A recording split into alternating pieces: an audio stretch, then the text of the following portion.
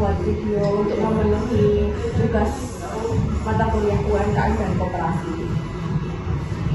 Sebelumnya perkenalkan nama saya Nia Dinata Furaini dengan MPM 23.513. Saya Gesa Sudah Pitama dengan 23.545. Saya Nesitra Arsari dengan MPM 23.20503. Saya Salsa Bila Silva dengan MPM 23.249. Saya Maria Kasumami Kasukti dengan MPM 23.20487. Saya Rida Mahindra dengan NPM 23.200.500.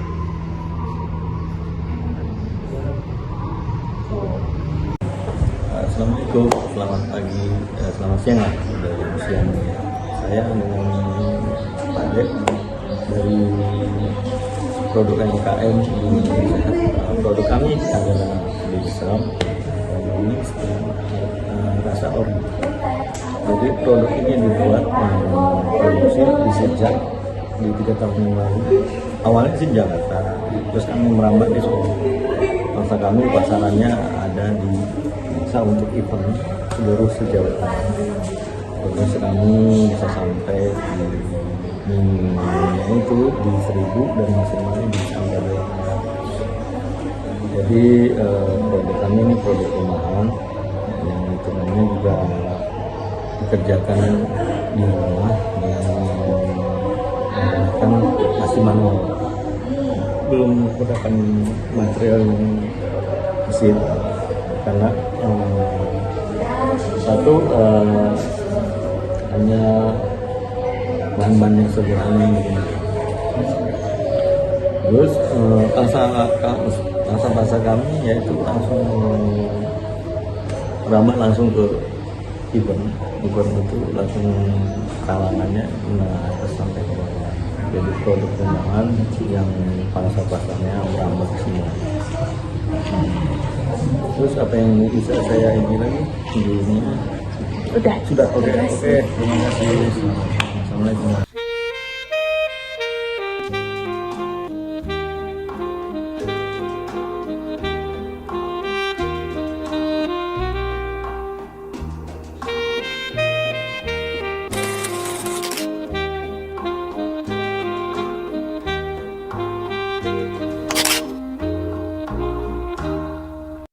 Perkenalkan, nama saya Nia Dinata, biasa dipanggil Nata.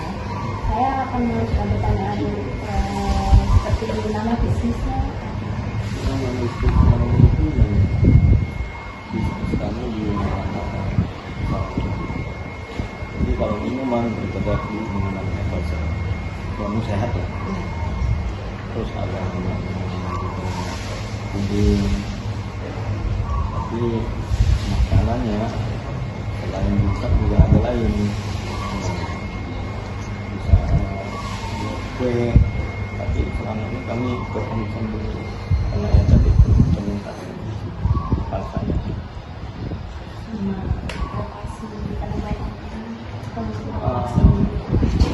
Di sini penempatan produksi cuma produksi di sini, tapi penempatan untuk hasil produksi itu ada titiknya Jogja, 3 Semarang, terus Kulon Progo, dan sejauh tengah di mana ada event. Nama daerahnya nggak bisa saya sebutkan satu-satu, semuanya. Cuma yang garis besarnya kota besarnya itu Jogja, Semarang, terus Solo, terus daerah Bali, terus juga itu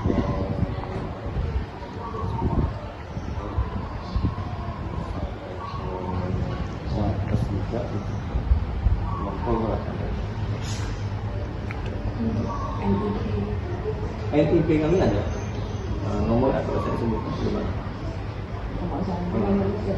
Kalau NIP kami punya nomor untuk perusahaan kami, terus usaha yang berisiko adalah kami dan mengeluarkan Pemko Solo ada.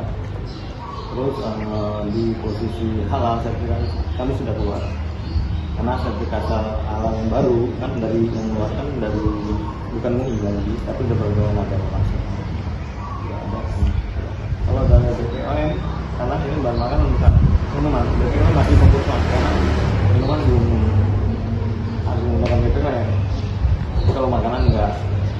Jadi penggunaan BPOM masih untuk minuman. Kalau satu yang sertifikasinya Pertanyaan selanjutnya, berapa kisaran penghasilan atau omset bisnis dalam sebulan?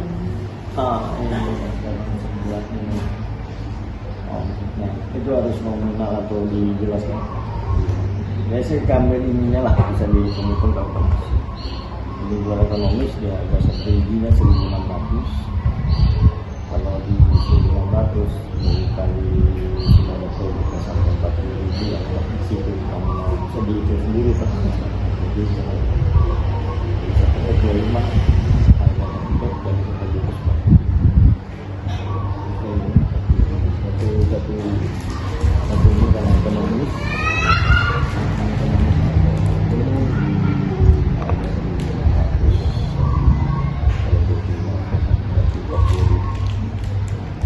bisa produksi dalam sebulan bisa minimal 1.000 aja ke 2.000 apa 10.000 aja lah kalkulasi ya bisa dikalikan hasilnya sendiri. Atau harus detail atau itu cuma garis besarnya gitu. Sekian dari saya. Nanti kalau ada kurang lagi ya selesaikan. Bisa kalau dan bisa mas kerja dan di semua waktunya sejak kapan bisnis ini dimulai dan awal mula pemilik ini membangun bisnis ini. Oh gitu. Kalau saya ingin hanya penyambung ya. Sebenarnya bisnis ini udah mulai di 3 tahun lalu waktu di Jakarta sebenarnya. Di Jakarta awalnya karena mungkin jadi kami produksi baru di sini itu sebenarnya baru mulai di 4 bulanan yang kemarin setelah itu lancar. Karena sebenarnya mau produksi pas lagi mau produksi istilahnya hamil, jadi kami putuskan karena ditawarin kemarin di baru di bulan Spanyol itu di bulan apa ya pokoknya di 4 bulan kemarin. Nah, dulunya produksi di Jakarta dulu. Kalau saya sih nggak tahu persisnya, cuma kan kalau bulannya saya kan baru di sini, maksudnya baru di Amerika itu kalau kami produksi yang benar di sini baru itu di bulannya. Terus apa lagi? Kalau kenapa kok memilih bisnisnya kayak bisnis roadshow? Kalau memilih ide bisnis roadshow? Oh gitu, ya itulah awalnya karena proses yang mungkin perbuatannya juga nggak ribet. Jadi pulangnya saya juga nggak bisa harus hidupnya di lain karena harus juga di sini. Jadi kalau proses pembuatan ini juga ibaratnya bahan yang digunakan mudah didapat, terus cara pengolahannya juga nggak terlalu ribet, nggak perlu modal gede karena ini kan usaha kecilnya, usahanya kecil ya rumahan mas, jajanan rumahan semua.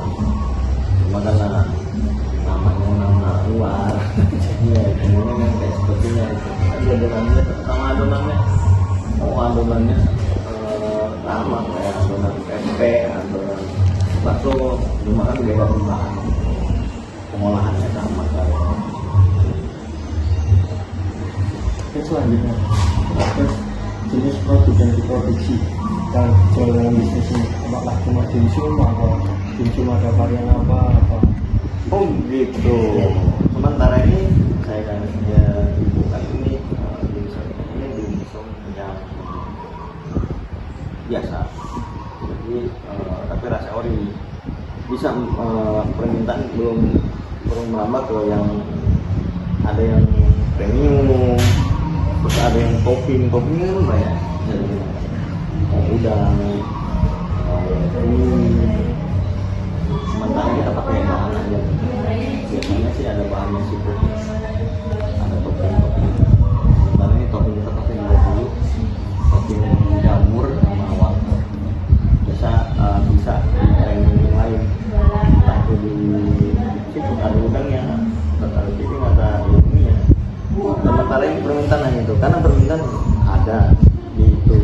situ dan kami nggak tahu karena bahan udah yang ini udah keteteran juga sampai ini.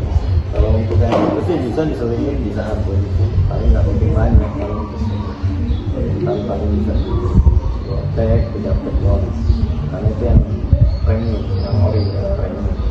Kalau misalnya masih di tim cuma yang yang ekonomi saya rasa ori. Jadi mungkin itu ya. nanti dimsum ayam ekonomi saya rasa.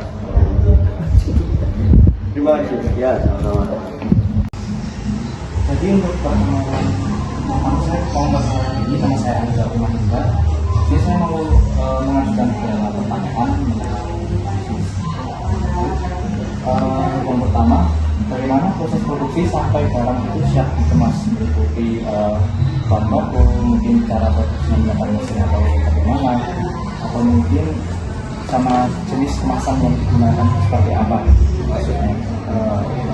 Jadi saya menjelaskannya ini sebenarnya UMKM usaha rumah.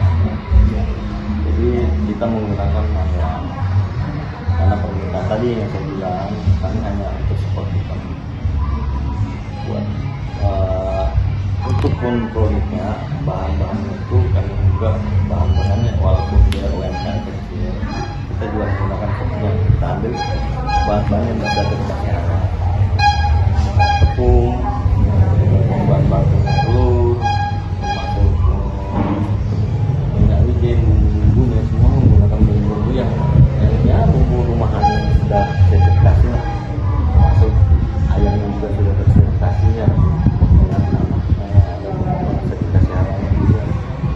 Bahan bakunya ya sama bahan baku saya, biasanya juga menggunakan alunan manual, terus yang bumbunya yang seadanya walaupun tapi kita punya ukuran ada ukuran maksimal, jadi setiap adonan kita punya ada timbangan, jadi rasa sama betul itu nggak berubah walaupun nanti kemasan nanti bisa langsung nanti juga saya itu ditawarkan kalau mampu itu kita menggunakan timbangan, jadi onnya beratnya itu sudah ada hitungan sampai nanti pemakingan juga hitungannya di pemakingan kita menggunakan manual, pakai manual habis itu kita masukkan ke freezer setelah dibungkus.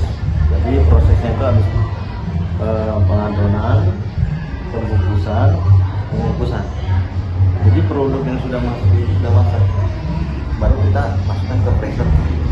Di freezer itu setelah di packing di freezer. Kenapa? Jadi produk itu memang steril. Walaupun pembuatannya manual, ini juga terjaga karena bahannya sudah bahan masak, bukan bahan mentah. Walaupun nanti penjualannya juga istilahnya dikukus kembali kan untuk masak, karena bahannya bentuk bahannya juga ada bukti harus saya ambil.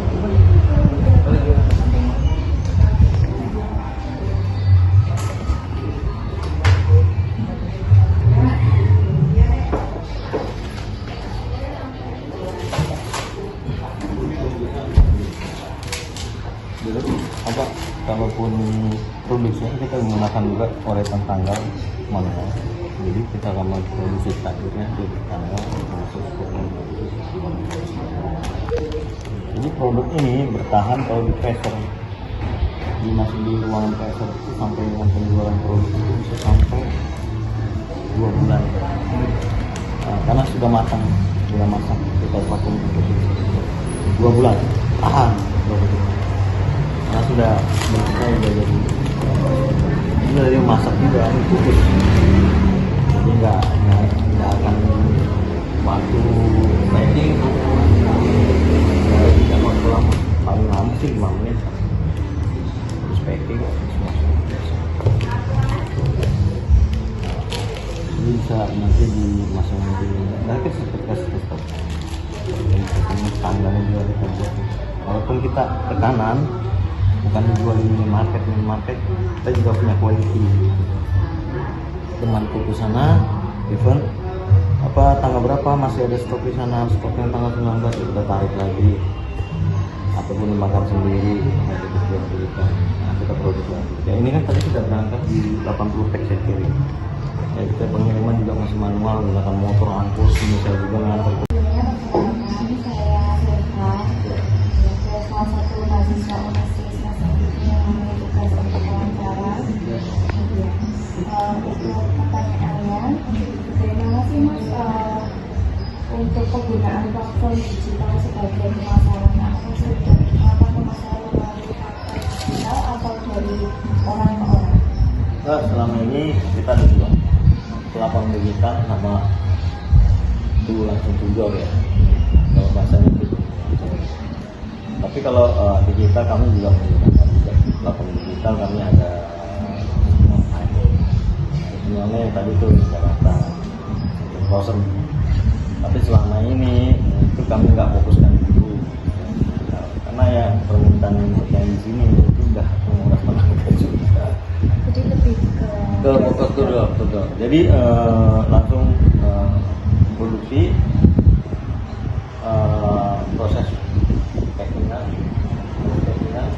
atau habis itu besok kirim. Jadi jedanya paling lama kami itu paling lama 2 atau 3 hari. Proses pengiriman kan area Jawa Tengah aja. Jadi ya 2 pulau. Proses pengiriman tergantung permintaan di pasaran di sana. Sisa stok berapa di sana? Oh, minimal sih rata-rata kawan di sana stoknya rekanan itu di 2 atau 20 pack atau 30 pack mentara gitu. Kita tahu di stok. untuk Instagram atau Facebook itu ada?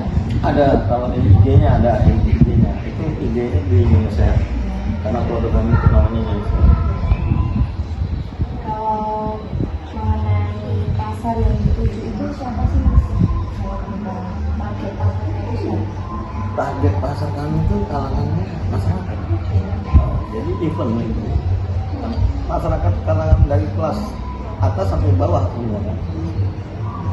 Jadi kami itu kalangan itu nggak harus posisi kalangan dan kelas itu, karena ya semua merata. Selama itu pemasarannya itu tidak harus pemasaran ke pabrik nggak. Kami langsung ke konsumen. Maupun menengah ke atas, rata semua. Itu loh. Ada tambahan lagi nggak apa-apa.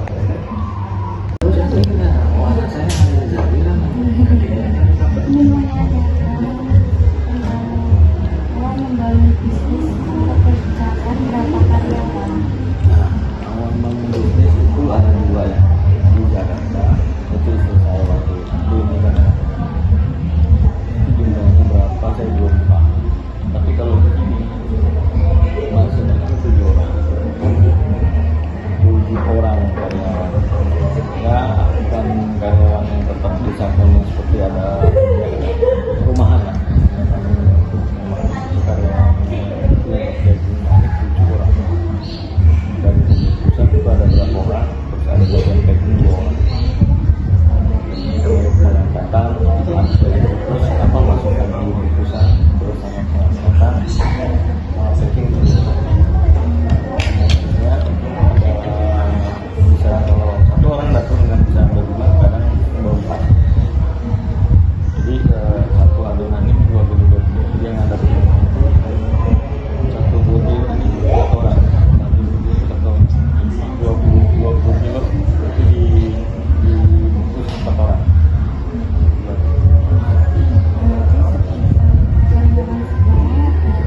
Ada 7.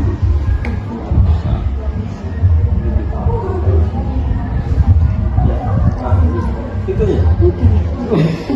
Gak lagi mau dari tambahan atau harus monggo. Target pasarnya Mari.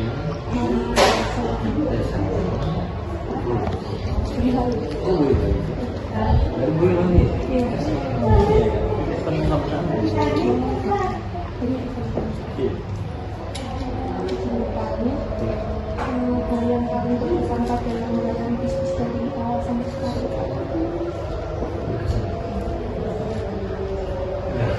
Kalau berkesan itu yang paling utamanya bisa buat kehidupan saya.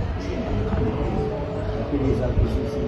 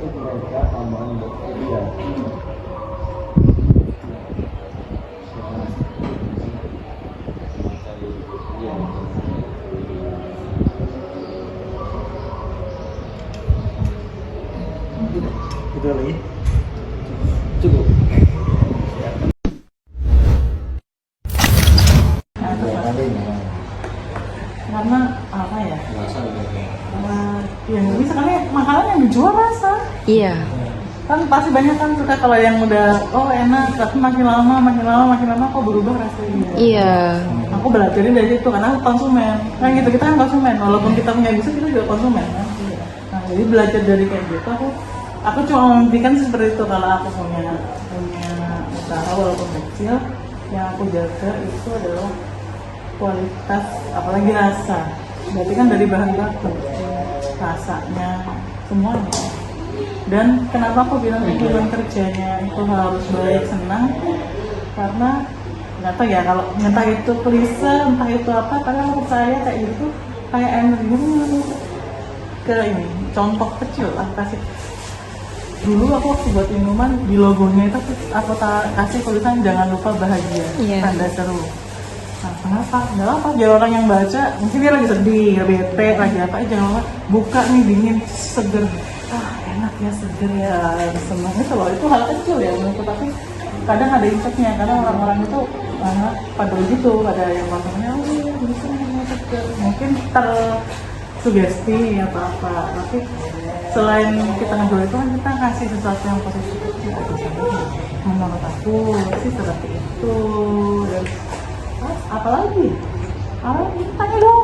Kalau misalkan bahannya dia kan kayak naik gitu kan. Terus untuk produknya masih sama mau dinaikin harganya atau malah diperkecil? Jadi kalau aku punya, setiap aku punya hitungan usaha itu kan benar kan aku jualan Pak. Aku selalu hitung dulu mau keuntungan 25%, 50% itu 100%. Mungkin kalau kayak minuman kan nggak terlalu signifikan naiknya, paling gula, tapi nggak terlalu. Tapi kalau kayak gini, kemarin contoh, oh ayamnya naik mbak, dari ayamnya naiknya naik 5.000, ya udah, karena nggak selamanya naik. Iya. Ya kan?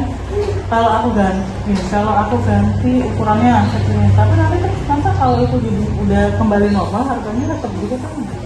Jadi aku ngalahin, misalkan oh lagi naik, tapi kan misalkan naiknya hanya di seminggu, 2 minggu, ya udah aku kalahin gitu. Tapi tetap aku yang penting hitungan itu aku punya maksimal modal gini. Jadi misalkan oh ternyata habisnya untuk 1 kilo itu misalkan 75.000, aku maksimalnya dulu di 100.000. Kenapa? Itu buatnya itu. Jadi aku nggak akan merubah harga, nggak akan berubah ukuran ataupun rasa. Kalau aku sih mainnya kayak gitu ya. Jadi akunnya juga nggak rugi banget. Ya walaupun misalkan naik itu aku rugi, tapi setidaknya aman lah untuk apa? Gaji pegawai, untuk modal lagi.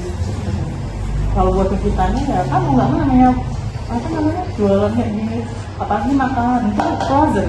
Kalau makanan yang matang-matang gitu ya pasti rugi. Karena dulu waktu itu jualan warung nasi, Jakarta kue basah, ya pasti rugi. Dan jangan takut rugi kalau jualan, karena pasti ketahuan. Butuh motivasi apa? Ada yang lagi galau? Makanya buka konseling ya.